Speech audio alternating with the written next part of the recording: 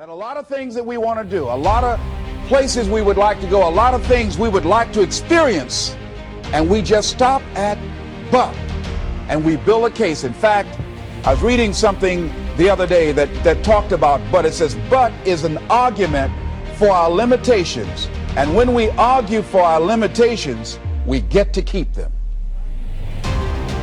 See, but will cause you to procrastinate, but will cause you to hide out behind fear, but will cause you to come up with all type of excuses that you can validate your inaction and not acting on your dream.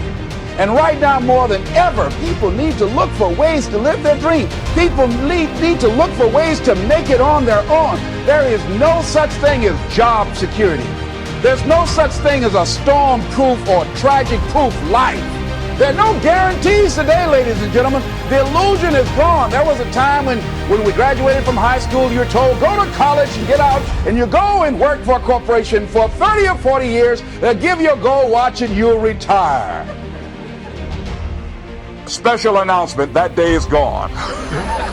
That day is gone, never to return again. So instead of people living in fear, feeling stressed out, feeling powerless, feeling like victims, I think it should be a time that we need to begin to look at ways that we can become an active force in our own lives. Look at ways when we can decide to take charge of our own destiny. Look at ways when we can decide to design a life of substance and begin to truly live our dreams. And it's time for people to decide, I'm ready to get on with my life. Shake somebody's hand on your right and left. A guy named Bob May said, don't let nobody turn you around. Do that right quick. Now, you know, a lot of people say, I'm going to live my life one day when things get right. When I get all my bills paid. When I get my feet on the ground. I say, what have you been walking on? See, there are no problem-free moments. A guy named Dimples had a record one time called If It Ain't One Thing, It's Another. And I say if it ain't one thing, it's 12 others. Always something there to build a case on why you can't move on, why you can't grow to the next level, why you can't begin to manifest your greatness, why you can't begin to live life on your terms. Always something there to block you, to keep you where you are, and keep you from beginning to develop your true greatness. Always some fear. How do we handle it? And I'm saying that if you've been hiding out behind but, if you've been using the fact that you don't have enough money or you don't have the education, take it head on. Go get the education. I was saying to a guy the other day who was saying, I said, how old are you? He said, 47 years old. I said, your sister tell me that you can't read. He said, that's right. I said, why? Well, you know, I didn't go to school. Excuse me, how old are you? 47. 47? Yes. And you can't read or write? Yes. Have you ever heard of adult school, adult education? Have you decided that you should learn how to read to begin to expand your world? Why are you using that as a racket? Why don't you decide now that you're going to expand your world, that if other people can learn, you could learn too? Well, it's hard for me. Have you been and sit in a class yet? Have you signed up yet? No, I haven't. See, a lot of people say no, ladies and gentlemen, to things, and they don't even know what they're saying no to. They haven't even challenged themselves. He hasn't even gone to sit into a class and say, teach me how to read. Instead, it's been easier for him to go through life, he thinks, trying to play a whole con game, pretending he knows how to do something that he doesn't know how to do. And you know what? Most of us go through life like that. Most of us go through life pretending that we're satisfied where we are, pretending that everything is okay, pretending that we don't have any special goals or ambitions or desires, when really deep down inside we do really want more.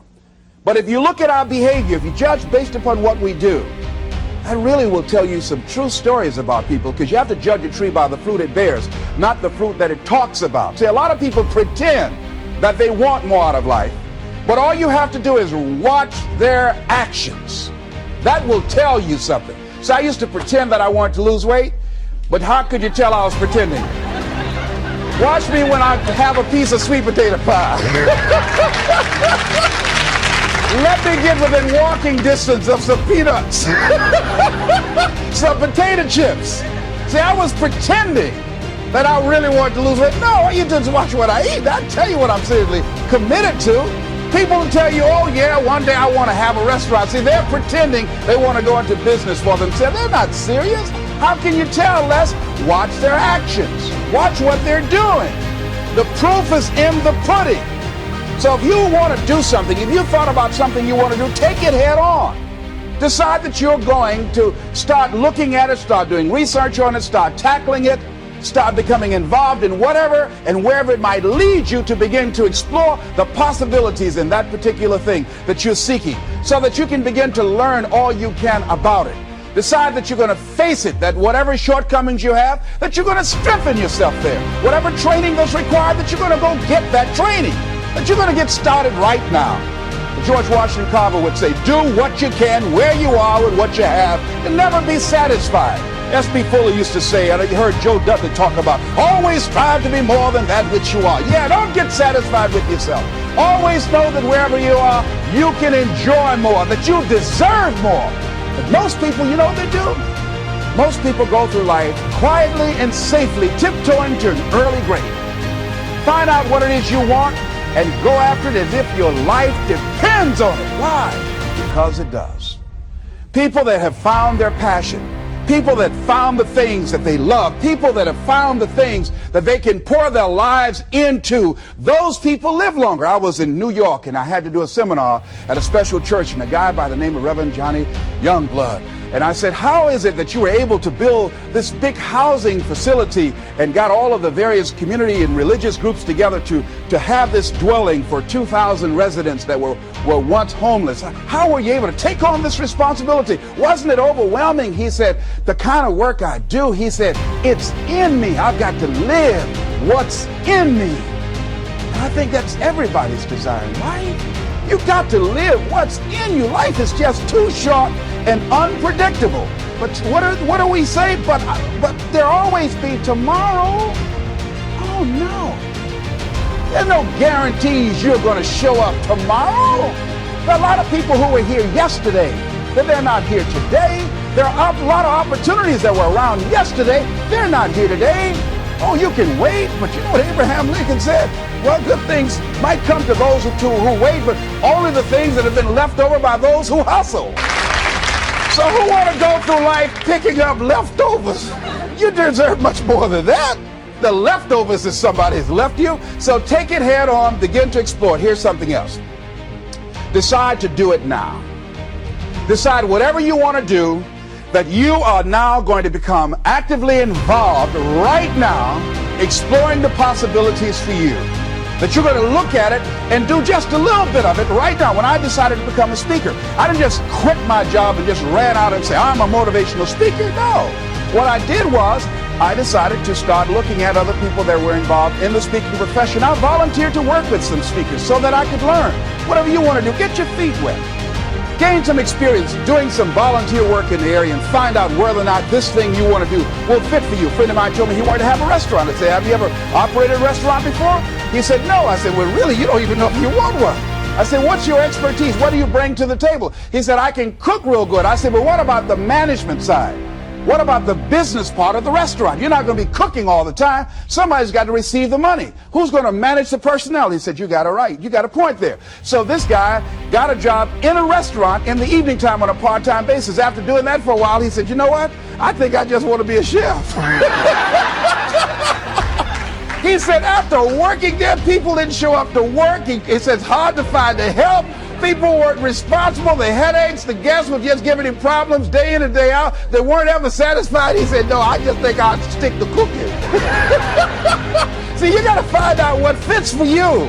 Because you might decide that after you go up in there and examine it and experience it and get some experience under your belt on it, well, you say, this is really not what I want. This does not fit for me. So decide that you're going to do that. Now, John H. Johnson said something that's very important. He said, there's no defense against an excellence that meets a pressing public need.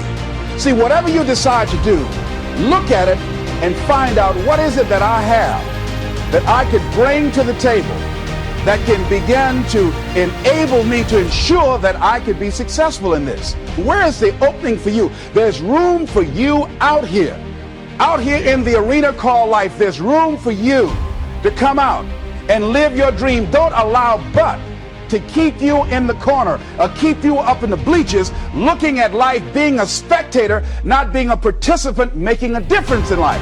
I believe that all of us came here with something. All of us showed up to give something, and that nobody's going to give that service that you have to give. No one's going to produce your product. No one's going to write your book.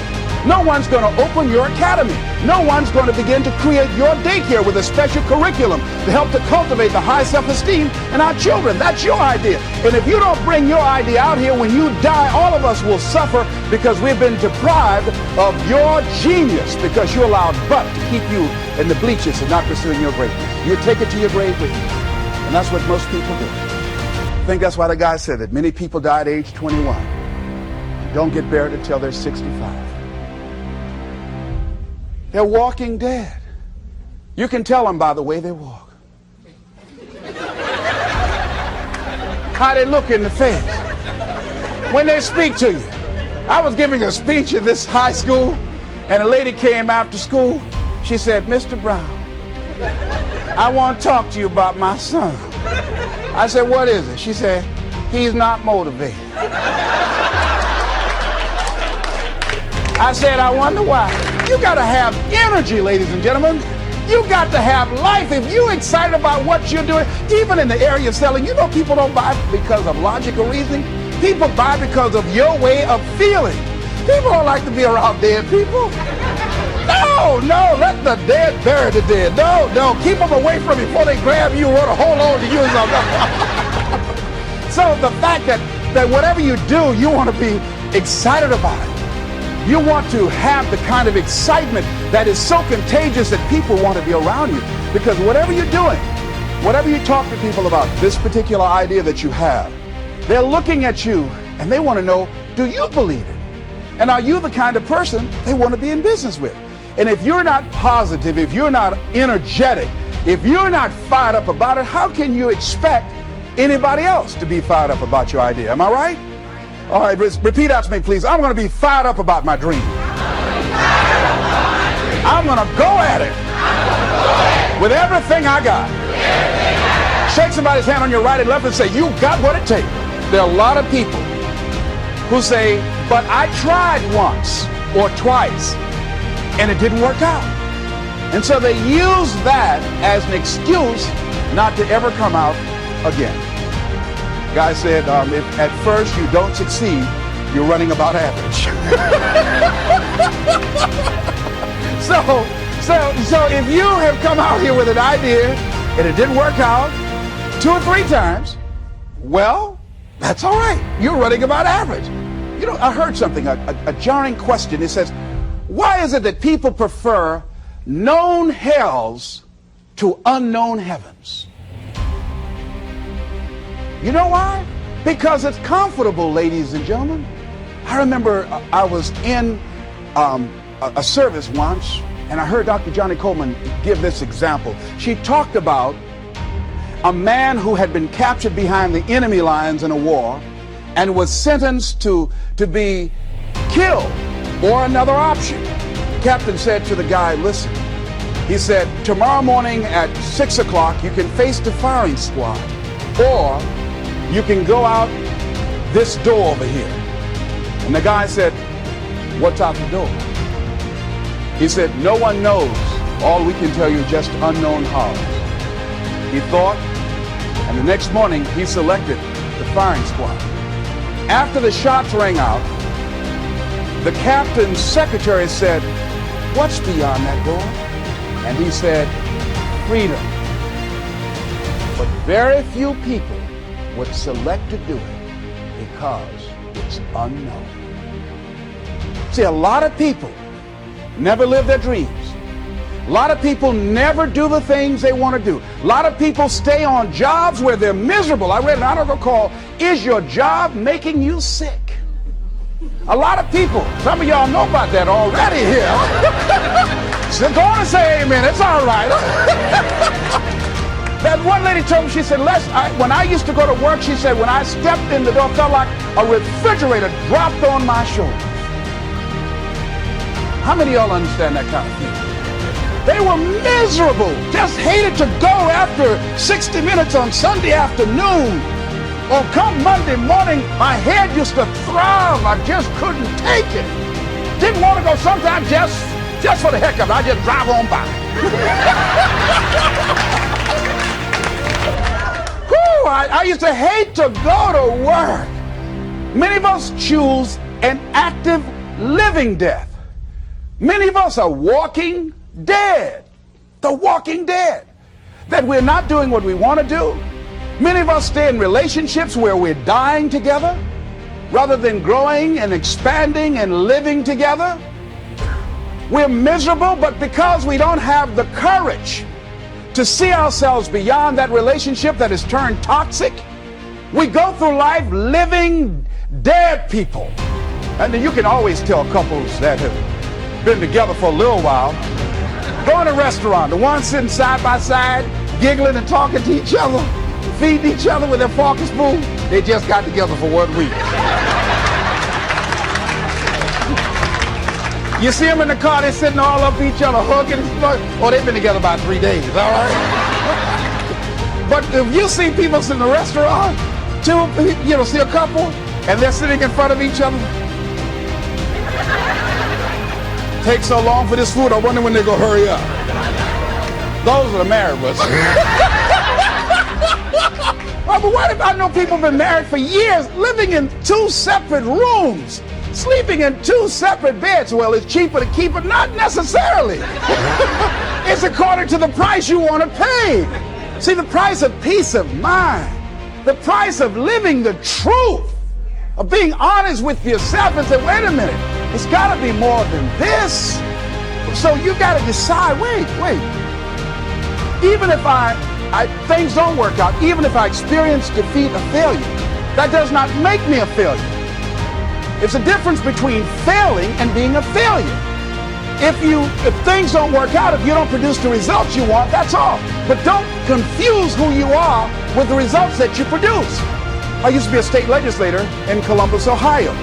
And I remember once I was going to introduce some legislation on the floor, and after getting that legislation passed, a guy came up behind me, and he had some legislation that I opposed him on that.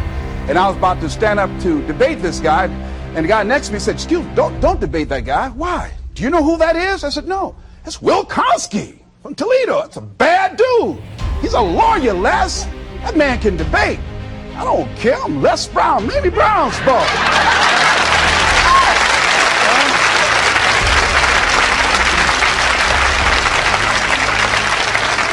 So I raised my hand, Mr. Speaker. He said, the gentleman from the 29th House District. I said, yes, sir. To tell the gentleman I'd like to take him on. Challenge him on this legislation. He said, Will Kosky said, I would more than like to, Mr. Speaker. Everybody would say, whoa. I asked him some questions. He responded. I say, I wonder why I asked that man that question. Will Kosky won't be out. I mean, I was so embarrassed, I just limping back to my room with my yes, I can attitude. However, here's what I learned. When you win, see, if I win a debate, I win because of what I know. When I lose because what I don't know. So I had to check out, what is it that I did not know? I wasn't prepared. I did not do enough research. I did not do my homework. So he handled me like he wanted to. So I came back again. I waited on some other legislation, did my homework, but he was more than able to take me out again. But pretty soon, each time it would become a little bit more difficult and a little bit more difficult. And the older guy said, would you argue in behalf of this legislation for me? I said, sure. I started volunteering to do work in the legislative committees for the older guys. I said, absolutely. And the more I did it, the better I became. And then people began to start respecting me. And when I would ask and say, Mr. Speaker, I'd like to speak on that bill, some guys' lips start trembling and stuff, like Jimmy. Wait a minute.